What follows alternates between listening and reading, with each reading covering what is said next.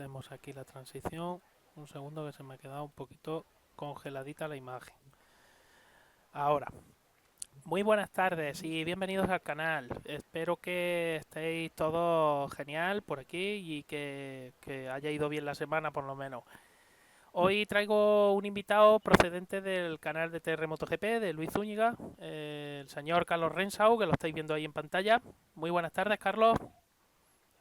Hola, buenas tardes. Y nada, buenas Oscar, buenas Guille. Eh, bueno, Carlos quiso venirse por aquí por el canal, me propuso una serie de bastantes cosas, pero al final decidimos centrarnos en esta primera visita, pues en John Britten, en alguien, bueno, ya lo habéis visto en la portada, eh, en un genio, básicamente, y en una moto que también fue, pues eso, una creación como seguramente no va a volver a ver otra, vamos, casi convencido de eso. Y Carlos me propuso hacer este directo y yo le dije, pues encantado, vente por aquí y charlamos un rato sobre John Britten y sobre bueno, su obra culmen que fue la V1000, la Britten V1000, pero también vamos a charlar sobre algunas anteriores. En fin, Carlos, ¿qué tal? ¿Cómo vamos? Vamos bien y yo quisiera hacer hincapié en algo que me llama la atención, remontándonos a tiempos más antiguos. Me acuerdo que las primeras motos llevaban toda la suspensión delantera por paralelogramos y solían llevar un muelle a la altura de la dirección, ¿no? De la tija. Ajá. Después, durante mucho tiempo, también estuvo BMW con suspensiones alternativas. Yo no lo sé decir cómo se pronuncia, sé cómo se escribe, que era la suspensión ER, que Sí. era como un basculante delantero con dos amortiguadores, porque BMW quizás sea de las marcas que más han estado intentando no usar horquilla, ¿no? Después, con la suspensión esta el telelever, el paralever, todo este tipo de cosas que hicieron. Y un dato curioso, que todo el mundo, por ejemplo, le achaca a Yamaha el invento del cantilever, cuando la muy famosa en España, por lo menos para gente de mi edad, hacia, hacia de arriba, ¿no? La Moto Guzzi V60, la Moto Guzzi 65, Sí, sí. que llevaba el cambio en una palanca en el depósito, llevaba horquillas por paralelogramos delante y, perdón, es que tenía que abrir la puerta, y una suspensión monoshock o cantilever en la rueda trasera, aparte de válvula rotativa en la admisión. Estamos hablando de una moto bastante antigua. Bastante Entonces, antigua ¿cómo se y... pasó de estos intentos de suspensión a la horquilla? Que ahora es la que domina y yo creo que no es el mejor sistema de suspensión. De todas formas, mm, tengo la suerte de estar en el programa con un ingeniero que de esto sabe un rato más que yo. Hombre, no te creas, tampoco te creas, pero vamos, sí, vamos a intentar resolverlo. De esta manera preferiría, ya te digo, vamos a hacer un repaso un poquito por la vida de John Britten, un poquito por encima, y ahora después ya tratamos los temas. Particularmente me están diciendo, Jero, se oye un poco bajo. Bueno, vamos a hacer una cosa, a ver si le corrijo a él un poco la voz, porque yo ya más no me voy a poder subir. Voy a mirar aquí a ver, pero va a ser complicadillo. Vamos a ver. A ver si ahora se me escucha un poquito más alto, por lo menos. Ahora que me digan por el chat. Y mientras vamos cambiando de pantalla. Y aquí, pues, bueno, empezar por comentaros, este señor John Britten, pues bueno, aquí veis una foto de cuando tenía 11 años en esta foto. Pero bueno, Britten incluso empezó antes a trastear la mecánica. Britten nació en el 1950 en Nueva Zelanda y es neozelandés, lo mismo que Bruce McLaren y lo mismo que otra gente también, genios de... Además, Carlos sabe bien, ahora mismo no recuerdo el nombre del piloto que consiguió el récord de velocidad, el neozelandés también sé que es, que no recuerdo ahora el nombre, no sé si Carlos lo recuerda. Récord de velocidad en tierra. Sí, creo con la moto, ¿cómo se llamaba este hombre? Que está en el libro Guinness de los récords. Eh, ese es el que se mató con la lancha, Donald Campbell. Pues ya no me suena. Munro puede, no, Munro no. ¿Cómo era? Se me van los nombres. Bueno, el, el tema, como digo, que Britain comparte con otros compatriotas neozelandeses, pues esa afición por el motor. Aunque Britain fue un señor multidisciplinar, porque cuando mira un poco su biografía, no solo se dedicó al mundo del motor, no sé si lo sabes, Carlos, que también John bueno, estuvo trabajando fabricando hornos para tratamientos de térmicos y ese tipo de trabajo en metalurgia. Estuvo también hasta fabricando, incluso diseñó muebles de interior.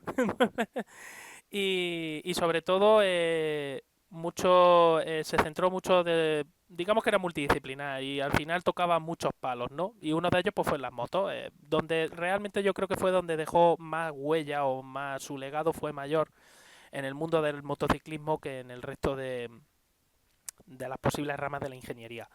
Aquí lo veis en una foto con, ya digo, con 11 años, un kart que él con 6 años ya había preparado un primer kart. Lo único que pasa es que no llevaba motor. Lo motorizó ya con 11 años. Y con 13 años, que es la siguiente foto que os quería enseñar, aquí la tenéis. Seguramente esta moto le sonará mucho a Carlos. Este señor, bueno, con 13 años, pues ya fue capaz de preparar una Indian del 1927 que se encontraron en el, bueno, abandonada, básicamente. Iba con unos amigos, encontraron una Indian abandonada y el chiquito, ni corto ni perezoso, con sus 13 añitos, pues la puso a punto, la puso en marcha y la puso a funcionar. Y incluso estuvo trasteándola para intentar mejorarla.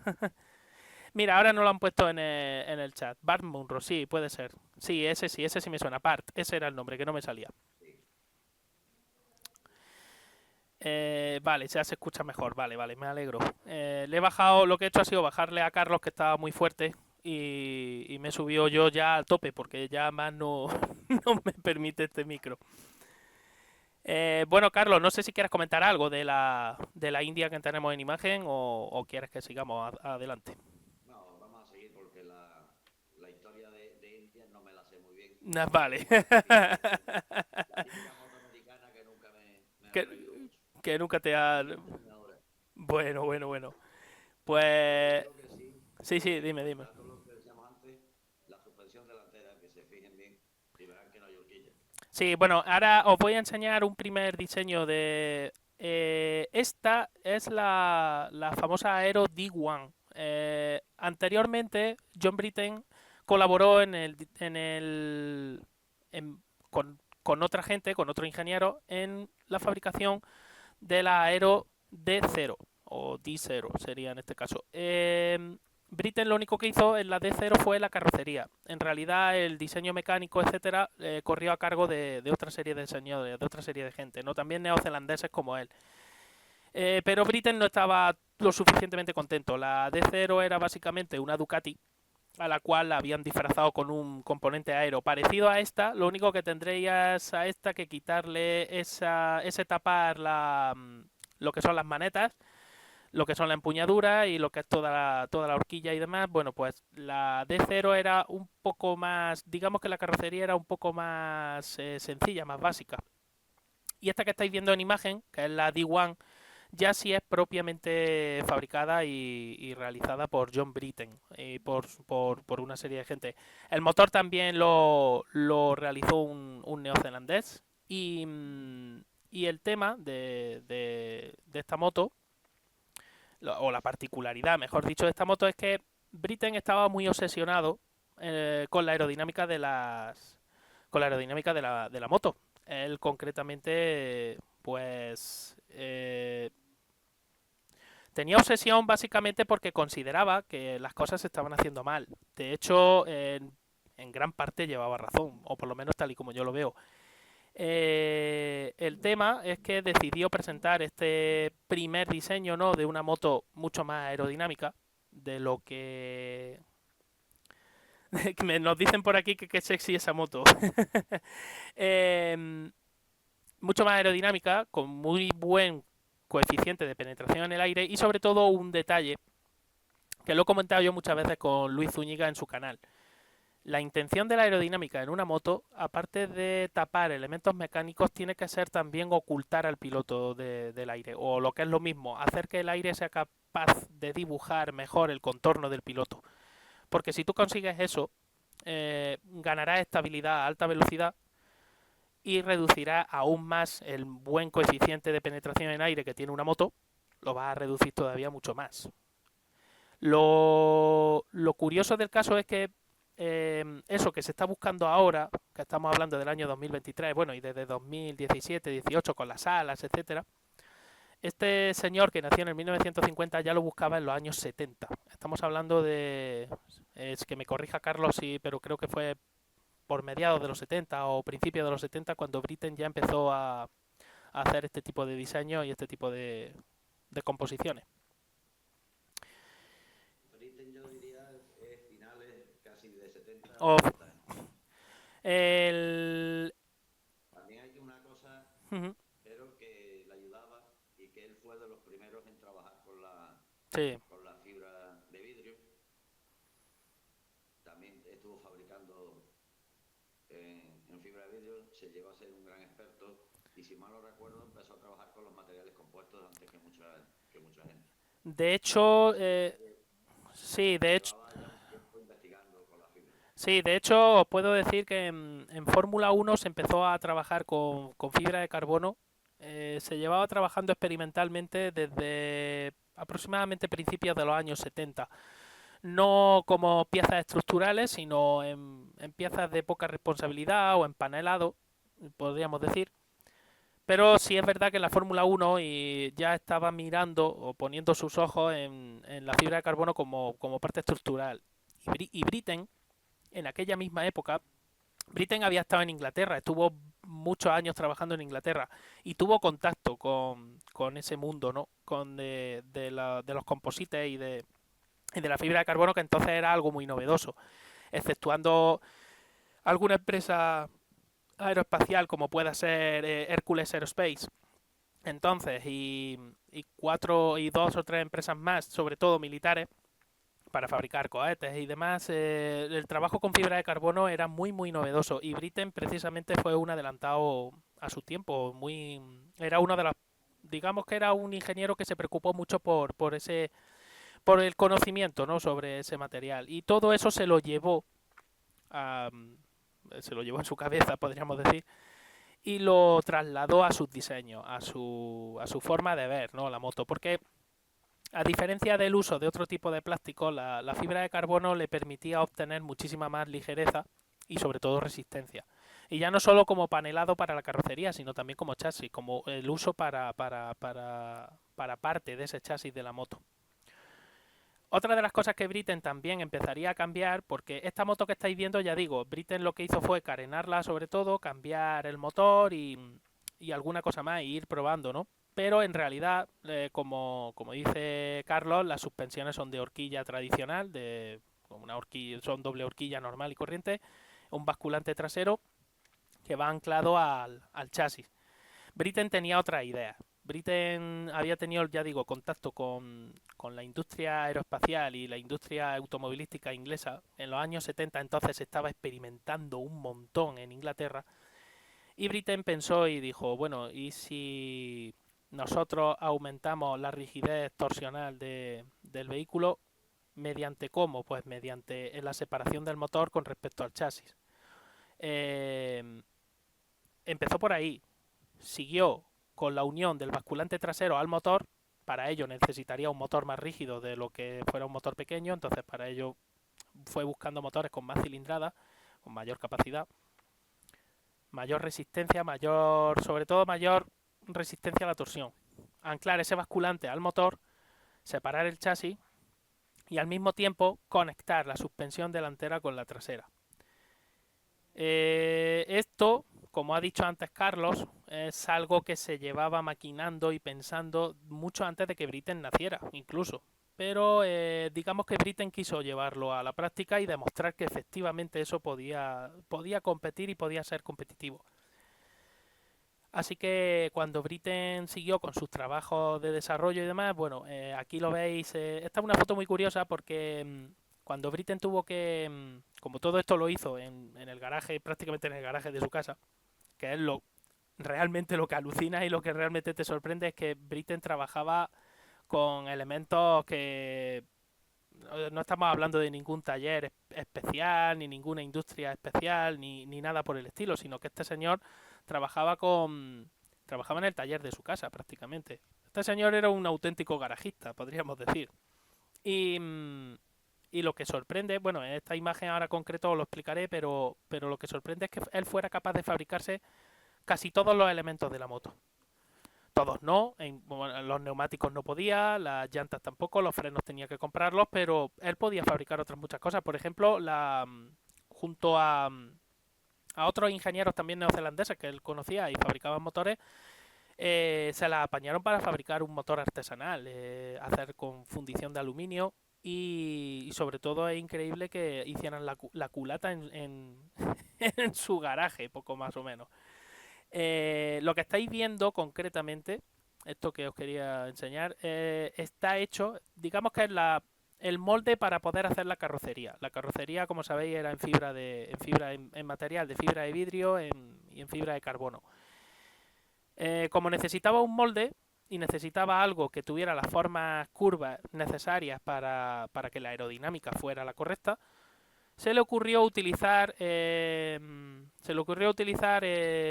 diré, alambre bueno, no es alambre, es hilo de soldadura, lo que son los electrodos de soldadura para la soldadura de aluminio, pues se le ocurrió utilizarlo, ir uniéndolo, ir doblándolo, etcétera, etcétera, y conseguir esa forma exacta. Y todo eso lo hizo él a mano. No sé qué te parece, Carlos, pero a mí me deja alucinado siempre que lo veo. Lo único que le faltó es haber estado en Silicon Valley, ¿no? Pues Que, poco. Si no en porque Silicon, más o menos era como los ordenadores, ¿no? En casa. poco más o menos. Realmente Ahí fabricando. a mí lo que me alucina es que este señor, si hubiera estado en Inglaterra, si hubiera entrado en el mundo de la Fórmula 1, a este señor se lo hubieran rifado los garajistas. De... No se oye a Carlos absolutamente nada. ¿No se te escucha, Carlos? A ver, Carlos, habla un momentito, por favor. No sé, yo creo que sí, ¿no? Sí, el caso es que me da señal, pero ahora me estaban diciendo que no se te oía. Voy a subir un poco, a ver. En la tablet estamos congelados tú y yo. Sí, vamos a Yo ver te veo por el teléfono. Ujú. A ver, un segundo. No, pero está emitiendo. Esto está emitiendo. Pues no lo sé. Súbele un poco, me están Si quieres, voy diciendo. por los auriculares, a ver. No, vamos a subirte otro poco y ya está. A ver si a mí se parece que sí se me escucha. No sé. Es que no sé exactamente qué es lo que está pasando últimamente con el sonido, pero cuando ya creo que lo Oscar, cambia tengo, las pilas a tonotones. ya me están diciendo que sí. Pues lo que estábamos diciendo, impresionante. A mí, a mí me, bueno, tenemos nuevos seguidores en el canal. David Blas 84, pues bienvenido David Blas al canal, espero que te guste, espero que te entretenga sobre todo y que disfrutes. Así que bienvenido al canal. Y buenas tardes a toda la gente que nos he dicho antes, que estoy viendo que estáis muy activos por el chat. Así que, y gracias también por los comentarios sobre el volumen y eso para estar atentos para que no os perdáis nada. Lo que estaba diciendo eso, aquí lo que estáis viendo ya digo es con electrodo de soldadura de aluminio, básicamente pues se hizo toda esta parafernalia, la montó Britten, es complicado hacer una estructurita así, para precisamente luego después utilizarlo de molde y así, bueno pues hacer la carrocería de la moto propiamente dicha que luego ahora la moto, ahora la veremos, la V1000 realmente que fue su obra cumbre, aunque él también estuvo preparando anteriormente otras, fue probando, más o menos fue un método de evolución constante, ¿no? Hasta llegar a la V1000, que es una moto que realmente, corrígeme si me equivoco, Carlos, yo creo que no se parece en nada a una moto de competición tradicional, ¿no? O a lo que esperas de una moto de competición tradicional. Y, y menos de aquella época, o sea, es que era totalmente diferente, Eh, tanto suspensiones como motor, claro, como carrocería, aerodinámica, era una revolución y la pena es que se cortó por la muerte tan joven de este hombre, ¿no? sí, sí, eso es, Porque a saber no le habría llegado. pues sí, seguramente. No, no, no sé, el techo de este hombre no sé Él dónde fue, estaba. él fue muy adelantado para su época, o por lo menos es lo que Mm, creo yo, ¿no? sí, sí. Y bueno, Porque aquí, creó de la nada una moto que fue capaz de ganarle a Ducati de fábrica. sí, sí, sí, Con totalmente. todo el poder de Ducati, entonces una fábrica todavía pequeña, no existía Audi con detrás, pero vamos, comparado con el garaje de su casa debía ser algo más grande. Y si él no hubiera muerto, esa moto hubiera ganado el campeonato. Sí, seguramente. Bueno, recordar que esta moto participó en el campeonato de Superbikes, compitió también a nivel local en muchas competiciones tipo Daytona, en Nueva Zelanda también compitió, en el TT de la isla de Man también, aunque es verdad que ahí creo recordar que hubo no la muerte de uno de los pilotos no que participaban con la V1000, creo recordar. Sí, Y, hombre, eso realmente fue una desgracia, pero era una moto que, en palabras de los pilotos que la probaron, entre ellos campeón del mundo de Superbike y campeones de otras categorías también que probaron la moto y que la pilotaron, en palabras de ellos mismos dicen que era una moto realmente muy dócil, una moto que curiosamente tenía más potencia que sus rivales. Era una moto que en los años 80 desarrollaba 170 caballos de potencia, que era una auténtica barbaridad para lo que se estipula en una moto de aquella época y en competición de, de aquel tiempo, claro. quizás quizás HRC debía de fijarse un poco en la moto esta. El tema, como os digo, no sé, se me ha congelado Carlos. ¿Perdona? Un segundo, Cero. Sí, Un segundo. Oscar, es una cuatro tiempos. Le está sí, preguntando Oscar, un amiguete mío en el chat. Es una cuatro tiempos. sí, Dos sí, sí. cilindros. Sí, dos bicilíndricas, sí, además, porque decidió una 1000 centímetros cúbicos bicilíndrica, cuatro tiempos. Y eso, como he dicho, 170 caballos de potencia. Para mí, una auténtica barbaridad, una auténtica bestialidad de moto. Y la verdad es que. Digo una cosa, gracias a Carlos, que he estado mirando un poco los datos de la moto, he estado mirando también el tema, porque prácticamente conocía yo muy poco de la moto. Y conforme he ido viendo datos y he ido observando el proceso de diseño que llevó Britten adelante y demás, la verdad es que he ido alucinando cada vez más. Sobre todo porque, ya digo, el método tan artesanal de fabricación que, como ha dicho Carlos, estuvo compitiendo con las Ducati de fábrica. Ojo, que no estamos hablando de ninguna tontería. Y les pudo ganar. Es verdad que la primera carrera en la que compitió contra ella hubo una anécdota muy curiosa, y es que la moto no logró terminar la carrera por culpa de un fallo en la batería. Y Britten, en plan, bueno, se lo tomó con algo de WhatsApp y dijo que para una pieza que él no había fabricado, que era la batería, que era de Ducati, no tenía que haberse fiado de ella, ¿no? Bueno,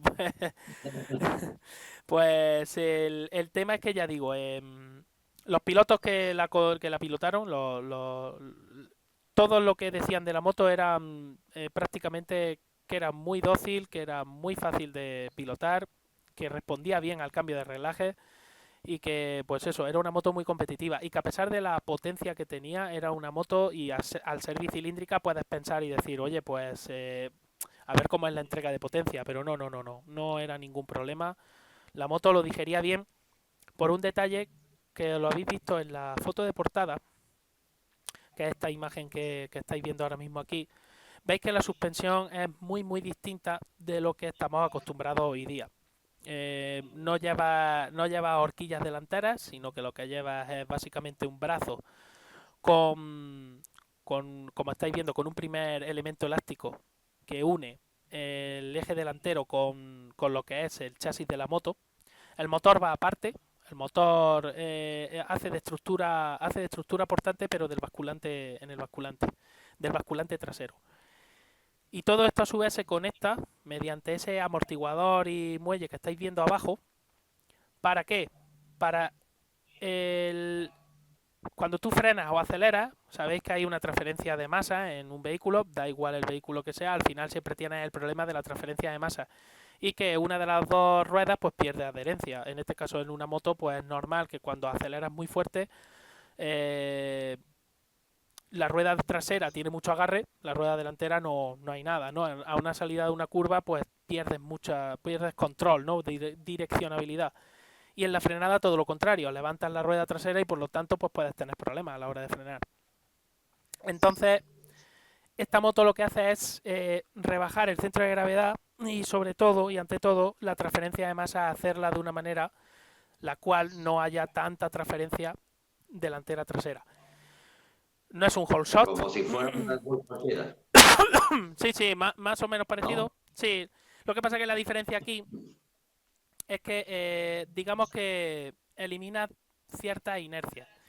Y sobre todo no es un whole shot, no es un mecanismo artificial, sino que es algo que de manera natural la moto le va a transmitir al piloto.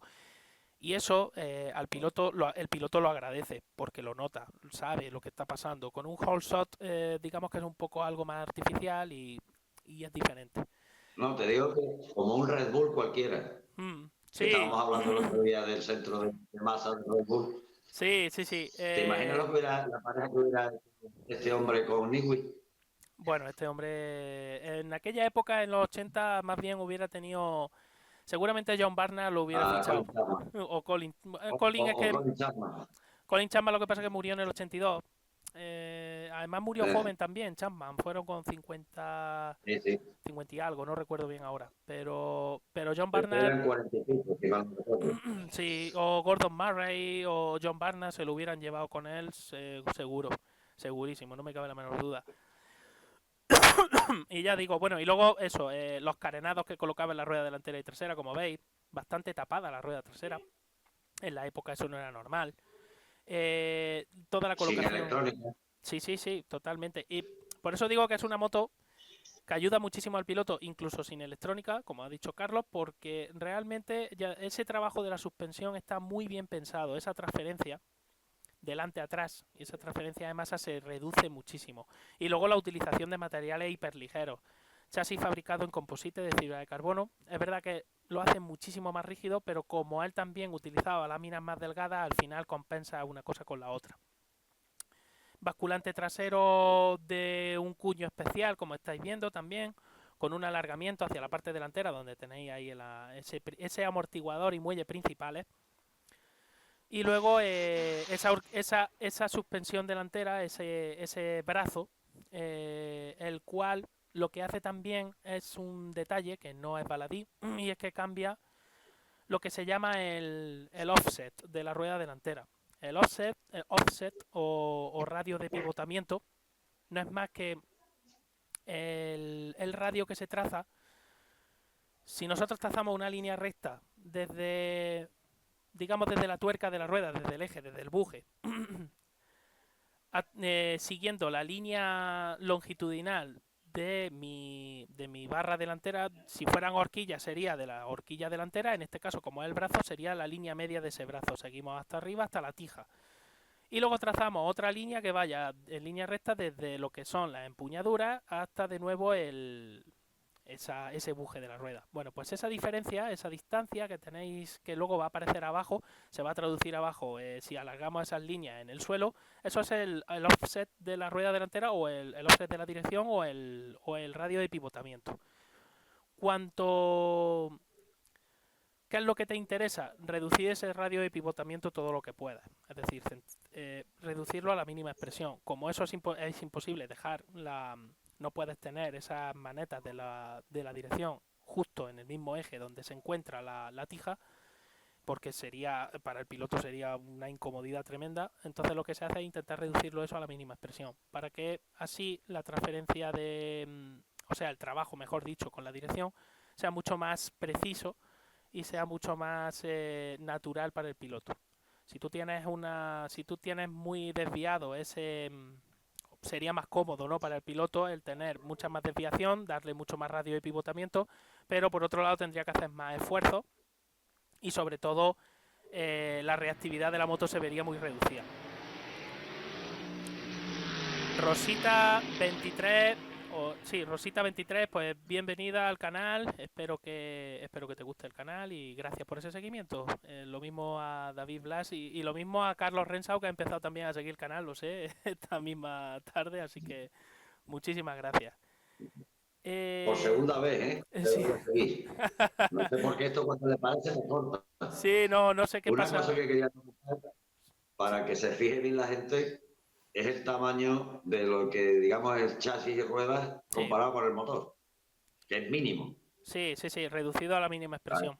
Tú ves las fotos y prácticamente se ve más motor que el resto de la moto, ¿no? Era Totalmente. mínima. Sí, totalmente, Que porque... a mí, sí. desde que vi esta moto la primera vez, es que me alucinó porque no se parece a nada, ¿no?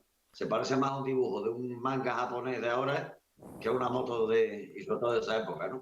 Sí, Totalmente diferente. y el chasis es mínimo por una razón fundamental, porque como el motor es parte estructural, es portante, de hecho sujeta todo lo que es la parte trasera de la moto, lo que es el basculante y la rueda trasera, o mejor dicho, parte del peso del basculante se encarga de soportarlo el motor, porque luego, como os he dicho antes, está conectado a ese amortiguador y muelle delantero. Eh, el motor, como es lo suficientemente grande, estamos hablando de un motor de 1000 centímetros cúbicos con la suficiente rigidez para poder sostener eso. Entonces mi chasis puedo reducirlo a una mínima expresión, como ha dicho Carlos y apunta muy bien. Primero porque lo hago en fibra de carbono, reduzco también mucho peso, sobre todo fijaos que el chasis está situado en una parte alta, si yo puedo reducir el peso de esas partes altas, también estoy reduciendo la inercia de la moto y la estoy haciendo muy estable por naturaleza. Quizá eso también te quita un poco de agilidad, bueno, pero lo compensa con creces con ese, como acabo de decir, con ese radio de pivotamiento mínimo. Lo compensas también con el trabajo en vez de la horquilla delantera, con ese brazo y esa suspensión delantera tan particular y tan especial. Y luego lo puedes compensar también con el mismo posicionamiento del motor. Como veis, está un poquito volcado hacia adelante. Entonces, al final, no creo o no existe la configuración perfecta al 100%, pero sí puedes trabajar sobre una configuración más o menos buena y a partir de ahí ir mejorando todo lo que puedas. Repito, la Britten era una moto sin electrónica, pero que cuidaba del neumático trasero precisamente por eso, porque esa transferencia de masa era muy buena y no era tan fácil que derrapara salvajemente como podías derrapar otras motos de aquella época con una potencia cercana, ¿no? De hecho, creo recordar que Ducati en Superbikes no fue capaz de igualar la potencia de la Britten hasta bien pasado por lo menos 13, 15 años, si no he leído mal, cosa que me alucina, porque estamos hablando de una moto de los años 80 con 170 caballos de potencia, que Hecha sí, en casa. efectivamente, que sí, que era un señor, que era un genio, que era un señor que dominaba muy bien el arte de la fabricación con composites, el uso del poliéster, de las resinas, epoxi, de todo lo que necesitas, ¿no? Para hacer una moto de estas características. Otra curiosidad, los tornillos los tuvo que diseñar él. Una cosa, Mm, Jero, también hay una cosa buena, ¿no? Él hizo este sistema de suspensión. sí, Este sistema de suspensión los pilotos no se quejaban de no notarla, como la horquilla, que es lo que se han quejado, por ejemplo, en la ELF, sí, que sí, que está muy bien eso de que la suspensión y dirección no estén juntas, pero hace que el piloto no note la rueda delantera. En efectivamente. este caso sí, y además no necesitaba neumáticos especiales como si necesitaba la ELF. Efectivamente, porque además la ELF tiene el problema. La ELF está pensada, es un poco hacer una moto, llevarla al terreno del automóvil. A mí me parece un error, porque dinámicamente una moto y un automóvil tienen relativamente poco que ver. Estamos hablando de que la moto tiene Estamos hablando de un vehículo muchísimo más estrecho, con solo dos apoyos, o sea, solo tenemos dos ruedas. Y entonces tenemos una base de sustentación bastante reducida frente a un automóvil que, por estrecho que sea, tiene una base de sustentación bastante más grande. Es muy difícil que el centro de gravedad se te escape fuera de un automóvil. En una moto es muy fácil que ese centro de gravedad se salga de esa base que forma la huella de la rueda delantera y la trasera. Si uniéramos haciendo un rectángulo en el suelo esas marcas, obtendríamos un rectángulo, lo acabo de decir, en el cual el centro de gravedad siempre va a estar ahí dentro hasta que el piloto la tumba, ¿no? Cuando ya tumba la moto, entonces el centro de gravedad se sale y por eso la moto gira y tal. Eso en un coche es totalmente fuera de lugar, porque en un coche los giros se realizan mediante el giro de ese eje directriz y no se necesita que el coche tumbe ni ese tipo de cosas. El coche, entonces, el centro de gravedad nunca va a salir fuera. Entonces, por eso Tengo digo una que pregunta para ti para otro programa. sí. Te la voy a hacer ahora y tú la contestas cuando hagas otro programa. ¿Qué pasaría si el coche tumbara hacia el interior de la curva la carrocería? ¿Estaría Hombre, más rápido o no? Porque se hombre, han hecho inventos de eso también. eso te puedo contestar rápido. Haría una transferencia de masa hacia el interior. Y ahora te voy a decir solo un detalle. Ahora que se están disputando las Indy 500, las 500 millas de Indianapolis, hay un dispositivo que se usa en IndyCar que se llama el weight jacker. El weight jacker un anillo con un sistema hidráulico que lo que hace es comprimir el elemento elástico de una de las ruedas traseras del vehículo. En el caso de Indy, la que se aplasta es la rueda trasera derecha, en sentido de la marcha. ¿Y esto por qué se hace? Pues yo te lo explico, porque como yo cargo mucho la rueda delantera derecha, porque está girando a izquierda, luego siempre está girando a izquierda, luego por lo tanto estás cargando mucho la delantera derecha. Entonces, si yo tiro con el white jacket, lo he dicho, la rueda trasera izquierda, perdón, que me he equivocado. Si yo tiro de ese elemento y levanto esa rueda, mi coche automáticamente se va a levantar de la parte delantera y va a cargar más hacia el interior. Eh, ¿Qué consigo? Más giro, menos desgaste de la rueda delantera que está cargada en ese momento. Pero claro, es un sistema que en competición tiene mucho sentido, pero en la calle lo único que hace es encarecer la fabricación. Y que además no le exige a un vehículo de calle, no le está exigiendo esas cargas que sí le está exigiendo a un vehículo de competición. Luego, a diferencia, por ejemplo, la Fórmula 1 no utiliza ese tipo de dispositivos porque están prohibidos, porque se consideraría aerodinámica activa, porque ya se usarían también para más cosas, aparte de solo para eso. Pero en la IndyCar, por ejemplo, eso sí se usa y se hace, de hecho. Normalmente, si no recuerdo mal, en la curva 1 Aparte, en la de Indy Indy se usa.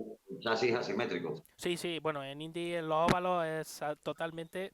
generalmente los chasis, o sea, los reglajes de suspensión en un vehículo de competición, dependiendo del circuito, si el circuito tiene muchas curvas a izquierda y pocas a derecha o al revés, se hace un reglaje un pelín asimétrico, porque tú lo que quieres es que el coche trabaje mejor en las curvas que a ti te interesa que trabaje mejor, las otras directamente pasas de ellas. En Indy pasa exactamente igual. En este caso, como todas son a izquierda y además el circuito de Indianápolis es un poquito especial, el relaje es más asimétrico de lo normal. Es mucho más asimétrico de lo que es en otros ovales. Y eso se nota, vamos, solo tienes que, a simple vista, además tú lo habrás visto, como las ruedas delanteras, cada una mira para un sitio, básicamente. Y ya digo que con el weight jacker esto se arregla, o sea, arregla un poco. El piloto pulsa un botoncito que hay en el volante y entonces el coche lo que hace es aliviar un poco esa presión sobre la rueda delantera derecha. Y así, bueno, pues conseguir un poco más de giro. Más que en sí conseguir más giro, Yo ya eh, pensaba que era eso o que hacía la alineación tenía el mismo. el tema, no, el tema, ya digo, como te digo, es ese. Y aquí a diferencia de una tradicional horquilla, la Britten tiene esa ventaja, ya digo, ya ves dónde está situado el amortiguador muelle, la distancia que tienes con respecto a ese buje de la rueda, eso también te da un poquito más de asiento, sobre todo a la hora de frenar. Y funciona mejor en este caso que una horquilla. De hecho, es algo que ya me has preguntado tú y me han preguntado gente también por el Perdón, chat un y segundo. sí, sí. Y me habéis preguntado algunas veces incluso con Luis con Luis Zúñiga. Y hombre, Lo único que os puedo decir es que lo de el sistema de horquillas delanteras, Ya sé que otra vez. vale, vale. El sistema de horquillas delanteras yo creo que está popularizado básicamente porque primero es más sencillo, bastante más simple de tratar que este tipo de suspensiones. Y no porque el mecanismo cinemáticamente sea complejo. Una suspensión realmente cinemáticamente es un mecanismo que en ingeniería se considera bastante sencillo. El problema viene en la dinámica, es decir, la resistencia y el cálculo de resistencia y de fatiga de esas suspensiones. Ocurre igual en los coches, ¿eh? Y os voy a decir por qué. La mayoría de coches que tendréis, la mayoría de los del chat, excepto si, hombre, si tenéis mucho dinero, pues ahí ya me callo y no digo nada. Pero en general, la mayoría de coches que tendréis, estoy casi seguro, casi convencido de que la suspensión delantera que montáis, el esquema delantero de suspensión será un McPherson habitual, un simple McPherson. ¿Y esto por qué es? Porque junto el poner yo mi muelle y la torreta del amortiguador juntos me ahorra mucho espacio. Me ahorra mucho espacio y yo puedo colocar motores más grandes, puedo colocar una caja de cambio en posición transversal, porque la mayoría de coches son la mayoría de vehículos son de tracción delantera. Y el tema es que la McPherson ahorra mucho espacio. Y es una suspensión que, dentro de lo que cabe, pues trabaja muy bien lo que son las caídas de rueda. Y estamos hablando de un vehículo de calle que tampoco necesitas que sea una cosa muy, muy especial. Salvo que sea un vehículo muy potente, ¿no? Que estamos hablando ya de marcas premium y de coches que transfieren mucha potencia al eje delantero. Pero si ese no es el caso, que es la inmensa mayoría de vehículos, pues se utiliza una McPherson. ¿Eso quiere decir que la McPherson es la mejor? No, desde luego que no. Está muy lejos de ser la mejor. Un esquema de doble triángulo, por ejemplo, o un esquema multibrazo, como mucho más moderno, es mucho mejor esquema a priori que la McPherson. Pero la McPherson es más fácil barata de fabricar. Si hay algún problema, se cambia rápido la torreta y el muelle, es bastante rápido de cambiar y no hay mucho más problema. Entonces, en el tema de las motos, pues me imagino que la historia va por ahí. Una horquilla delantera es más fácil de sustituir y más fácil de trabajar con ella que unos esquemas de suspensión un poquito más complejos. Y luego, sobre todo eso, el tema de la ELF, que ya estuvimos hablando de ella, con de Constant haciendo diabluras, pues creo que fue un exceso de diseño lo que llevaba esa moto. Quizá tenía que haber seguido desarrollándose, pero bueno, si no hay paciencia y no hay dinero al final, pues ya sabes que no No, se puede. pero todas las patentes de Sael son propiedad de Honda. Sí, sí, sí, y se las Se las quedaría, compró. las guardaría en un cajón y, y ahí las tendrá. Así que, ya digo, También yo creo que lo he hablado contigo alguna vez por privado, sí, que el hecho de que, por ejemplo, Showa sea propiedad de Honda, sí, Olin sea propiedad de Yamaha, HP, o sea, White Power, WP, sea propiedad de KTM, pues, oye, si yo tengo la fábrica que hace las horquillas, me tiro piedras en mi tejado si hago esto, ¿no? ¿ves? Nos dicen en el chat, Carlos, nos dicen que la Goldwing tiene doble triángulo delantero. Sí, sí, Claro, lo sé, la Goldwing es lo una sé. moto. ¿Cuánto peso tendrá la Goldwing? Estará cerca de la media tonelada, ¿no? Andará por los 300 y pico Con kilos. todo lleno tiene que pasar, con pasajeros y demás tiene que pasar los 500 kilos, Claro, claro. Por eso, porque la entonces, moto sola ya está en 400. claro. ¿Qué pasa? Pues que si usara un sistema de doble horquilla o de horquilla perdón, de horquilla o de horquilla invertida, ¿qué diámetro necesitaría de amortiguador para sujetar eso?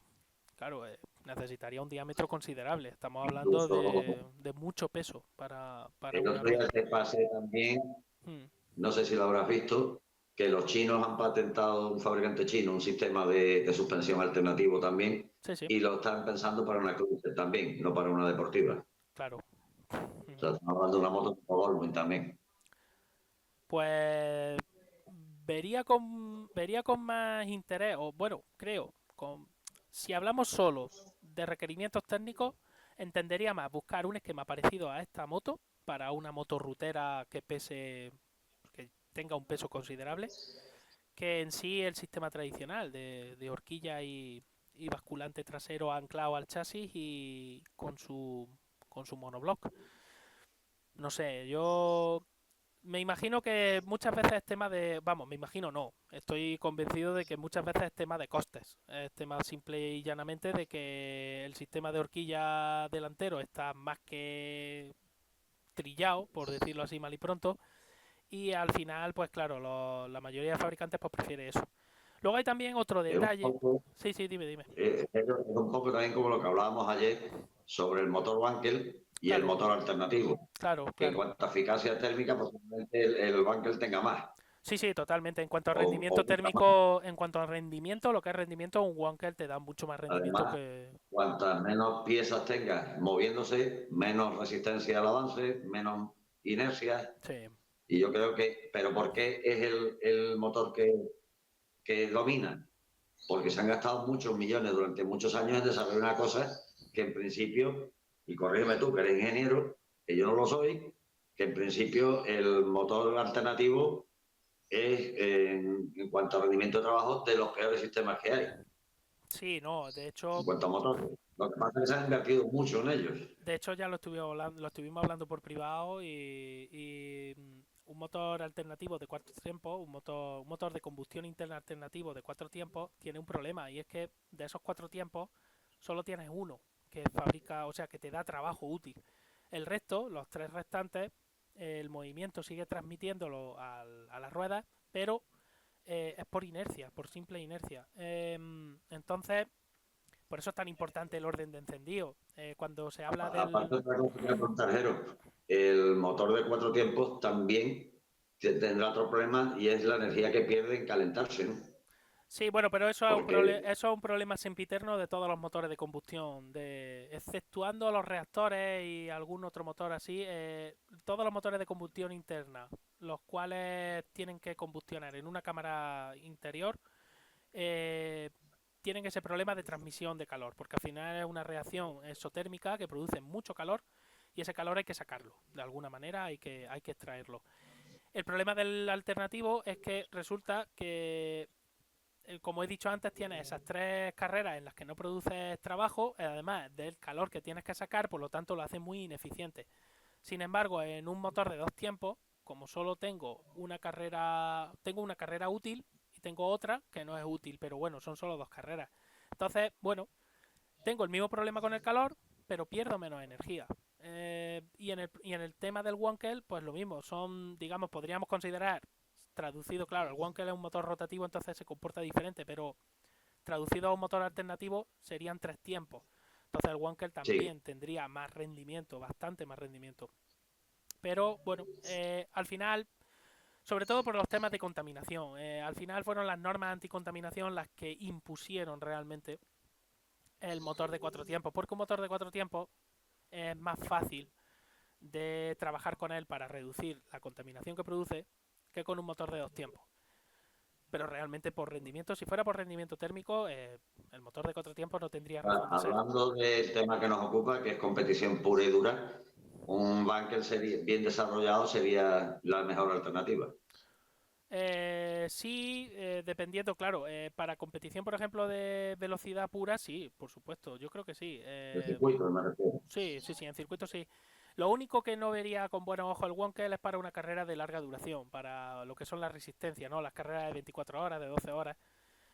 Wankel sigue teniendo problemas de estanqueidad y tienes que tener cuidado con ello. De hecho, el Mazda que ganó en Le Mans, eh, tuvieron que ese motor, ese rotor daba bastante más potencia y de hecho la normativa no le impedía, ¿no? Porque tampoco le pusieron, no lo bridaron porque realmente los motores alternativos daban mucha potencia y no lo consideraron oportuno.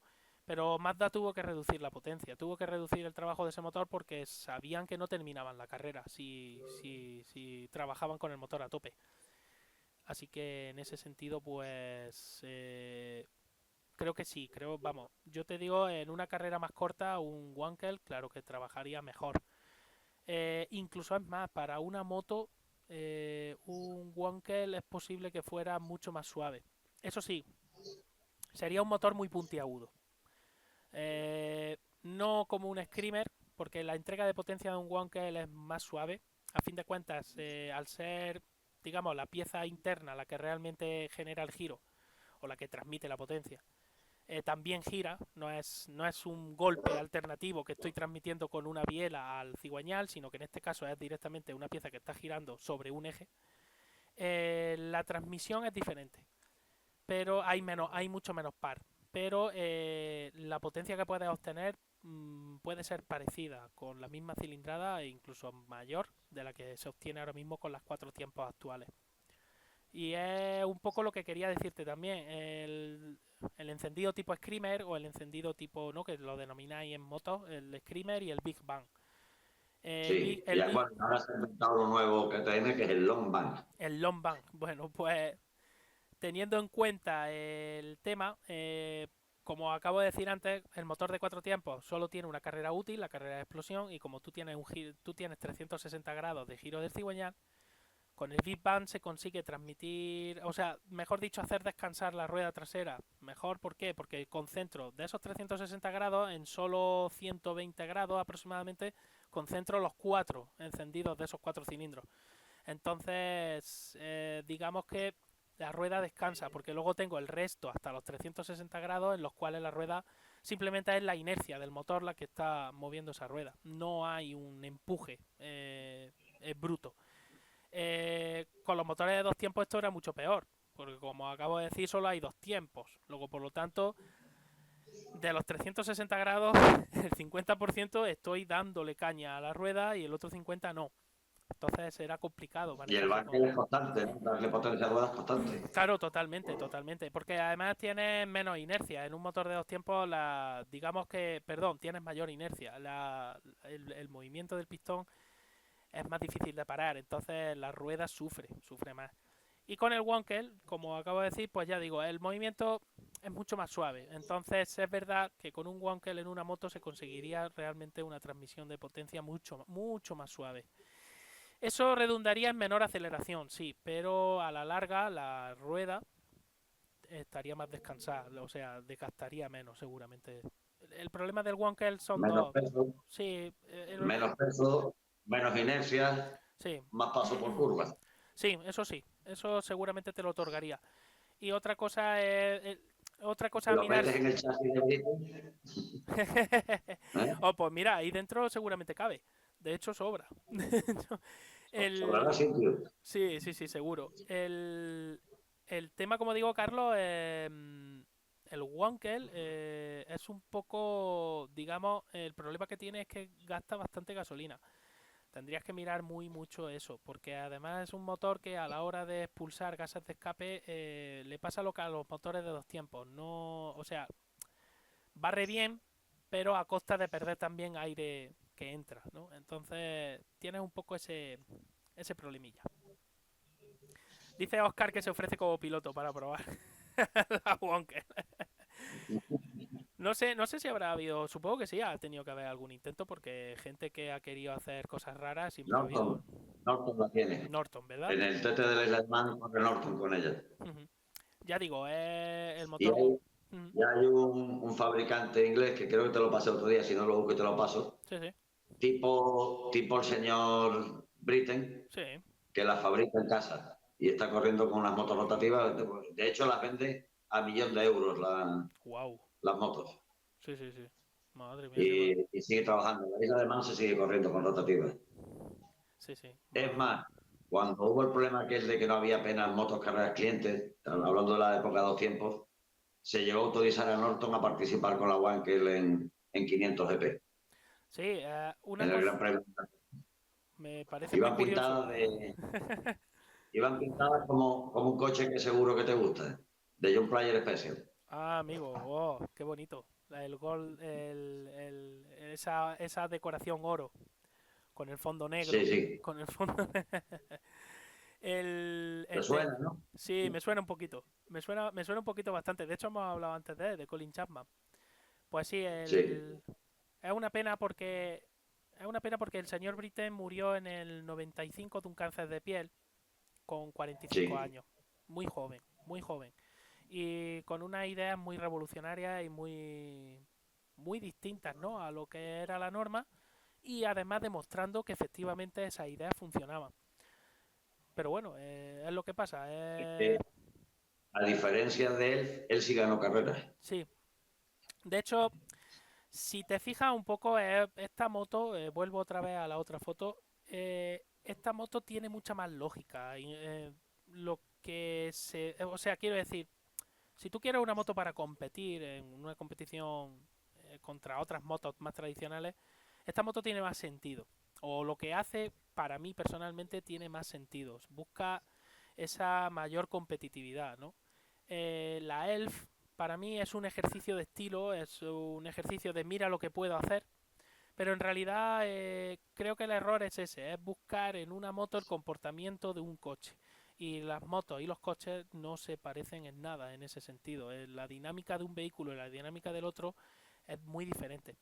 De hecho, una moto, a priori, para el estudio lo que es de la cinemática de una moto y de la dinámica, es bastante más sencillo que un coche, a priori, repito. Porque luego después ahí está, ingenieros quebrándose la cabeza por intentar conseguir en MotoGP volver a ser lo que fueron, caso de Honda, ¿no? Y sin embargo no lo consigue. Y no es que los ingenieros de Honda no sepan hacer su trabajo, pero por lo que Hombre, sea no yo creo integran. que los ingenieros de Honda, el trabajo de Britten lo tienen que tener más que estudiado. Lo que pasa que, claro, luego después aquí también hay que hablar de otro detalle, las normativas técnicas. Eso es muy importante a la hora de tenerlo en cuenta, porque ya sabemos que cada año que pasa, no sé si en las motos estará ocurriendo, en la Fórmula Uno es horroroso. La normativa técnica se ha vuelto un libro farragoso de 200 páginas, en el cual todo está arreglado, todo está medido, todo está comprendido dentro de un volumen Y, determinado. y que volviendo a lo de antes, el señor Newey siempre encuentra por dónde colarse, no sé cómo lo hace. Sí, bueno, eh, él viene de una vieja escuela. Yo creo que el hecho de usar ahora efecto suelo le ha venido muy bien. Realmente le ha venido genial, no bien, le ha venido genial. Y Siempre logra saltarse la norma por algún lado. sí, sí, sí, sí, siempre. Pero bueno, ¿Te acuerdas cuando los difusores soplados? sí. Que por cierto, si Stefano Domenicali hubiera querido, eso se hubiera acabado. Pero bueno, no quiso. Así que siguieron usándolo. El, el tema, como digo, es ese. Me hace Yo, gracia cuando dicen que Daliña es un genio. Para mí un genio era este. hombre, Un genio era este. sí, lo que pasa, hombre, Daliña es yo creo que es un buen gestor, ¿no? No sé cómo lo que opinas tú. Más bien, Más gestor eh, que técnico, pero es que este tío lo era todo en el equipo. sí, y sobre todo eso. Además, debía ser un ingeniero muy completo, porque lo mismo te hacía el motor que el chasis, que la suspensión, que Sí, sí, sí, yo sí. sabía de todo. Es Sí, un tío como renacentista, ¿no? un Leonardo da Vinci, podríamos decir, sí, Sí, algo sí, sí. parecido. A mí, así en el mundo del automóvil, que yo recuerde, Bruce McLaren era un tipo así parecido, pero no llegó a la genialidad que llegó este hombre Britten, no. Bruce McLaren quizás Chapman sí también tenía, ya. sí, pero Chapman era aeronáutico, entonces digamos que Chapman venía del mundo de la aviación y claro, cuando entró en el mundo de los automóviles, pues vio, sobre todo en aquella época, vio pues que se le abrían un montón de caminos y se le iluminó, tú verás. Eh, y ya digo, en particular a mí me ha gustado mucho, ya digo, buscar toda esta información. La imagen de la moto, la verdad que lo dice todo. Una cosa, una Mira que te curiosidad. insistí, ¿eh? Sí, Te insistí un montón porque es que yo sabía que te iba a gustar sí, sí, cuando sí. lo investigamos todo. Porque además es que ya digo, me ha encantado, ya no porque funcionara o dejase de funcionar, sino porque es que ya nada más que al primer vistazo, cuando tú observas esto, estás viendo que es un concepto que busca sobre todo maximizar el Es agarre que de no, la moto. es que no se ve antigua No, no, con lo que no. hay ahora. No, no, y estamos hablando de una moto, ya digo, en los años 80, que fue cuando la diseñó y fabricó. Y otro detalle, porque hay un detalle muy importante, las piezas metálicas, cuando tú tienes que unirlas con fibra de carbono, no se pueden pegar, ni se puede soldar. Entonces tienes que unirlas con tornillos, con tornillería. Hay que hacer lo que se dice, un taladro en la fibra de carbono, taladro en la pieza metálica y tornillo y tuerca. Britten diseñó los tornillos y fabricó algunos de ellos. No todos, pero sí fabricó algunos de ellos para unir la fibra de carbono con las piezas metálicas. Que me imagino que toda la Impresionante. tornillería será en titanio. Pues poco más o menos. Poco más o menos. Así que O avional.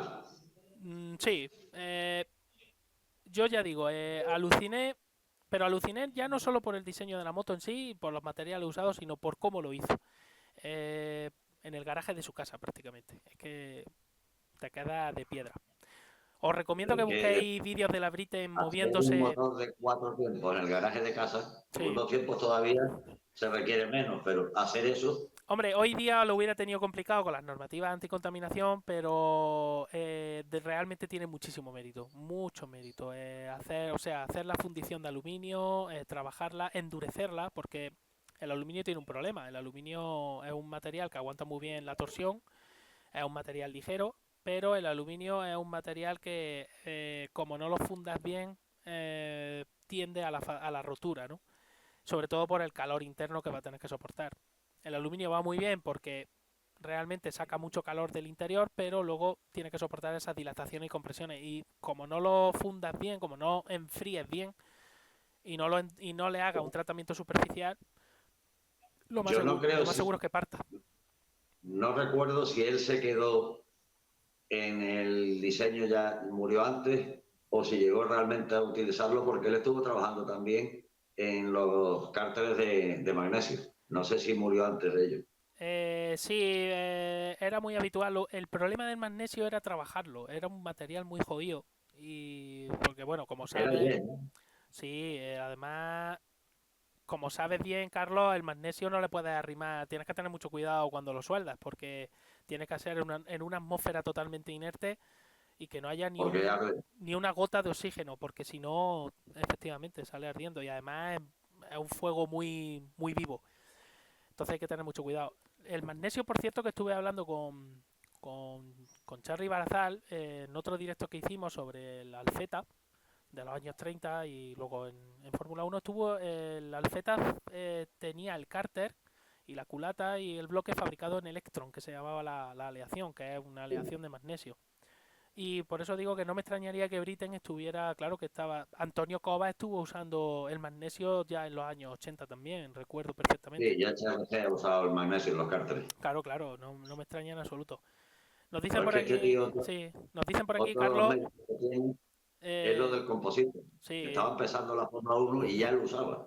nos dicen por aquí, Carlos, que los 80 son los años dorados de las motos. La Bimota Tesi, la Britten, la Honda NS, la NR 750. No sé qué... Pues el que tenga interés, que busque la marca Virus con Y en YouTube, que verá otra moto muy curiosa. Sí, sí, doy fe de ello. No sé si tenéis alguna pregunta en el chat, no sé si tiene alguna pregunta, Carlos. Así para terminar ya, porque más o menos yo creo que ya hemos hecho un repaso básicamente porque no quería meterme mucho con otro, porque Britten, repito, ha sido un ingeniero multidisciplinar. Él estudió ingeniería mecánica en Nueva Zelanda, pero en realidad se ha dedicado en hornos industriales, trabajos con composites, como hemos dicho antes, trabajos con metales de todo tipo. Estuvo en Inglaterra trabajando en el mundo del automóvil también. Luego cuando volvió otra vez a Nueva Zelanda se puso a trabajar en las motos. Es decir, es un tipo que lo tocó todo, ¿no? Entonces, Y que entonces, desafortunadamente, pues eso, murió muy joven. sí, sí, 45 años es muy poco. Ya digo, un cáncer de piel totalmente incurable, pues se lo llevó por delante al pobre y Eh, un poco Se están como preguntando si los cilindros ovales son 4 cilindros que simulan 8. en los cilindros ovales, efectivamente, son cuatro. En realidad, si lo tomas Perdón, 8 cilindros. como construcción, efectivamente son cuatro cilindros los que hay. Pero en realidad, lo único que pasa es que se coloca doble biela para poder reforzar, un poco porque, claro, estamos hablando de un Porque el mazacote. pistón y tenía el mismo problema que los rotativos, el ajuste de los segmentos. Sí, es que fue la verdad que fue un invento bastante curioso, pero, pero se necesita como siempre desarrollo y como al final se busca la vía más rápida, el reglamento dice también lo que puedes usar y lo que no, pues al final qué es lo que hace el fabricante, pues no complicarse la vida. Claro, un genio como Britten que al final va a fabricar una moto para demostrar lo que se puede llegar a hacer, porque esto es una demostración realmente de lo que se puede llegar a hacer cuando tú dejas la mente del ingeniero trabajar libremente. Eh, En el caso de las competiciones como MotoGP, pues claro, el reglamento encorseta bastante. Entonces, la dificultad igual que la realmente, Fórmula 1. eso es, la dificultad Tú no imagínate a Newey sin ese tocho de reglamento. daría miedo. Yo creo que los coches no iban a tocar el suelo, básicamente. O sea, Dice, es imitándolo y mira lo que hacen. sí, sí, sí, totalmente. Dice Lo Oscar que es Daniel curioso, que con 45 es lo mismo que él, pobre hombre. Sí, ahora yo estoy en mi mejor etapa. Pues sí, yo. Antonio Cobas también murió, no murió mayor, ¿verdad, Carlos? 50 y poco, como Sí, mucho. recuerdo también que era joven Antonio Cobas. Es que, Chapman, como has dicho tú, también murió joven. sí, sí, Chapman 50 y algo también, no recuerdo ahora. Una pena, la verdad, una pena. Pero bueno, luego también hemos tenido a Mauro Forghieri, por ejemplo, que hasta los 90 y algo. Que me corrija Carlos Histo Racing, que está ahí en el chat, que yo sé que él lo sabe. Eh, Creo recordar 90 y algo, Mauro Forghieri. O sea que, bueno, ese ha tenido una vida longeva. Eso Eh, sí. y ese hombre también ha sido un genio. Dentro de. También estudió ingeniería mecánica. Y la verdad es que una verdadera maravilla. Rob Brown es ingeniero aeronáutico, ¿no? Si mal Co- no recuerdo. ¿Quién? Rob Brown es ingeniero aeronáutico. Rob Brown, no recuerdo ahora, o nuclear, Creo que sí. no, no sé si estudió y luego se especializó en ingeniería nuclear, creo que estaba.